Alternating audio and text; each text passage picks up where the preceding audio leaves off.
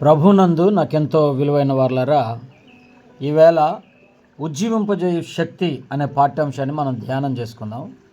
దానికి గాను కీర్తనల గ్రంథం 119లో 81 నుండి 88 వరకు ఉన్నటువంటి వాక్యాన్ని ధ్యానం చేసుకుందాం. నీ రక్షణ కొరకు నా ప్రాణం సొమ్మసిల్లుచున్నది, నేను నీ వాక్యం మీద ఆశ పెట్టుకొని ఉన్నాను. నన్నెప్పుడు ఆదరించదు అని నా కన్నులు నీవిచ్చిన మాట కొరకు కనిపెట్టి క్షీణించుచున్నవి. నేను పొగ తగులుచున్న సిద్ధవలనైతిని, అయినను నీ కట్టడలను నేను మర్చటం లేదు. నీ సేవకుని దినములు ఎంత కొద్దివాయను. నన్ను తరుము వారికి నీవు తీర్పు తీర్చుట ఎప్పుడు? నీ ధర్మశాస్త్రాన్ని అనుసరింపని గర్విష్ఠులు నన్ను చిక్కించుకొనుటకై గుంటలు తవ్విరి. నీ ఆజ్ఞలన్నీ నమ్మదగినవి. పగవారు నిర్నిమిత్తముగా నన్ను తరుముచున్నారు. నాకు సహాయం చేయము. భూమి మీద ఉండకుండా వారు నన్ను నాశనం చేయుటకు కొంచెమే తప్పెను. అయితే నీ ఉపదేశములను నేను విడవకయున్నాను. నీవు నియమించిన శాసనమును నేను అనుసరించున్నట్లు నీ కృపచేత నన్ను బ్రతికింపుము. దేవుడి మాటల్ని మన వినికిడిలో విశేషంగా దీవించి ఆస్వాదించి ఫలింపజేయనుగాక. ప్రేమైనటువంటి దైవజనాంగమా, కొన్ని రోజులుగా ఏది తలపెట్టినా అది ప్రతికూలంగా మారుతుంది అనుకోండి. నీకు వచ్చే ప్రతి ఫోను ఏదో ఒక దుర్వార్త,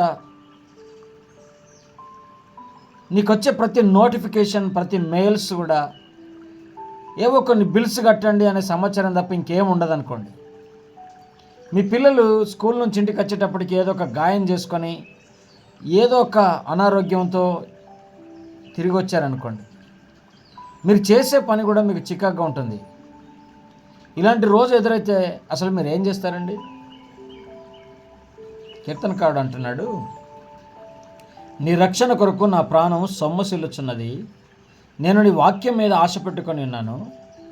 నన్ను ఎప్పుడు ఆదరించదవో అని నా కన్నులు నీవిచ్చిన మాట కొరకు కనిపెట్టి క్షీణిస్తూ ఉన్నాయి. నేను పొగ తగులుచున్న సిద్ధవల ఉన్నాను, అయినా నీ కట్టడలను నేను మరవలేదు. నీ ధర్మశాస్త్రాన్ని అనుసరింపని గర్విష్ఠులు నన్ను చిక్కించుకోవాలని గుంటలు తవ్వుతున్నారు. ఇక్కడ వ్యక్తి సొమ్మసిల్లి పడిపోయాడు. అతడు ఒక పొగ తగులుచున్న సిద్ధలాగా ఉన్నాడు. అతడు ఎక్కడికి వెళ్ళినా అతనికి ఎదురుగా గొయ్యి కనిపిస్తూ ఉంది. అతడు ఏం చేశాడు? అతడు దేవుని తట్టు తిరిగాడు. అతని నిరీక్షణకు ఆధారం దేవుని వాక్యం. ప్రియులారా, పరిస్థితులు ఎప్పటికప్పుడు మారుతుంటాయి కనుక వాటిని నమ్ముకుంటే మీరు నిరుత్సాహానికి గురవుతారు. కీర్తనకారుడు వాక్యంలో నిరీక్షణ ఉంచి దేవుని విశ్వాసత నమ్ముకున్నాడు గనక దేవుడు అతనికి ఆదరణ కలిగించాడు. ప్రజలు మీ నమ్మకాన్ని వమ్ము చేస్తారు చాలాసార్లు, కానీ ఈ గొప్ప దేవుడు ఎన్నడూ కూడా అలా చేయడు. 86వ వచనంలో నీ ఆజ్ఞలన్నీ నమ్మదగినవి. కీర్తనకారుడు దేవుని అందరి ఆదరణను, నిరీక్షణను, విశ్వాసతను హత్తుకున్నాడు. దాని ఫలితంగా అతడు ఉజ్జీవాన్ని పొందుకున్నాడు.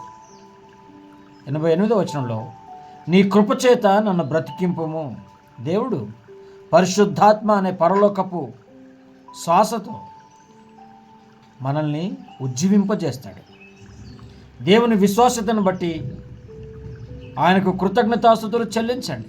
ఈ రోజైనా మీకు అనుకూలంగా లేదని మీకు అనిపిస్తే మీరు ఆయనపై ఆధారపడవచ్చని గుర్తుంచుకోండి. ఆయనే మన నిరీక్షణ, మన ఆదరణ. ఎల్లవేళలా ఆయన నమ్ముకొనదగినవాడు. మీ ప్రతికూల పరిస్థితులను అధిగమించి లేవడానికి ఆయన మీకు కావలసిన నూతన శక్తిని అనుగ్రహిస్తాడు. రండి ఆయన వైపు చూద్దాం. దేవుని మహాకృప మనకు తోడై ఉండి నడిపించునుగాక. ఆమేన్.